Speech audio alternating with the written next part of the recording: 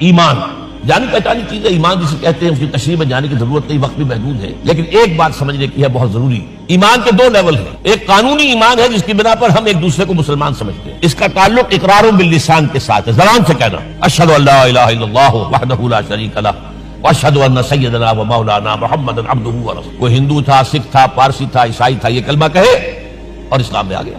لیکن یہ زبانی کلامی ایمان جو ہے یہ انسان کی سیرت و کردار پر اثر انداز نہیں ہو سکتا۔ یہی وجہ ہے آج ہم دیکھ رہے ہیں مسلمان ہی جھوٹ بھی بول رہا ہے، مسلمان ہی بے ایمانی بھی کر رہا ہے، مسلمان ہی خیانت بھی کر رہا ہے، مسلمانوں کے لیڈر بلینز کی خیانت کر رہے ہیں۔ یہ کون ہے؟ سب مسلمان ہیں۔ وہ اس کی وجہ کیا ہے کہ ہم صرف قانونی مسلمان ہیں اور ہمارا ایمان قانونی ایمان ہے۔ اس کے لیے اسلام کا لفظ قرآن میں آیا ہے سورہ حجرات میں، قالت الاعراب آمنا قل لم تؤمنوا ولکن قولوا اسلمنا۔ اے نبی یہ بدو کہہ رہے ہیں ہم ایمان لے آئے، ان سے فرما دیجئے تم ہرگز ایمان نہیں لائے ہو، یوں کہو کہ ہم مسلمان ہو گئے ہیں۔ ولما يدخل الايمان في قلوبكم، ابھی تک ایمان تمہارے دلوں میں داخل ہے۔ بہرحال اللہ کا شکر ہے اس نے ہمیں مسلمانوں میں پیدا کر دیا، ورنہ ہم میں سے کتنے ہوتے اگر کہیں اور پیدا ہو گئے ہوتے تو نعمت اسلام سے بھی ہم بہرہور ہو سکتے، کیا کر سکتے۔ اصل ایمان ہے جب وہ دل میں داخل ہو جائے، یقین بن جائے۔ اسی لیے بچپن میں یاد کیا ہوگا ایمان مجمل، آمنت باللہ کما ہوا باسمائہ وصفاتہ وقبلت جمیع احکامہ اقرار باللسان وتصدیق بالقلب۔ جب تصدیق بالقلب ہوگی تو اب اس کے تقاضے جو ہیں عملی پیدا ہوں گے۔ ان تقاضوں میں سے ایک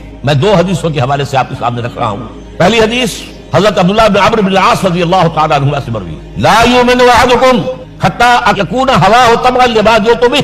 دیکھو تم میں سے کوئی شخص مومن نہیں ہو سکتا جب تک کہ اس کی خواہش نفس تابع نہ ہو جائے اس شریعت کے، اس قانون کے، اس ہدایت کے جو میں لے کر آیا ہوں۔ اگر عملاً تابع نہیں ہوئے تو حقیقت میں مومن نہیں۔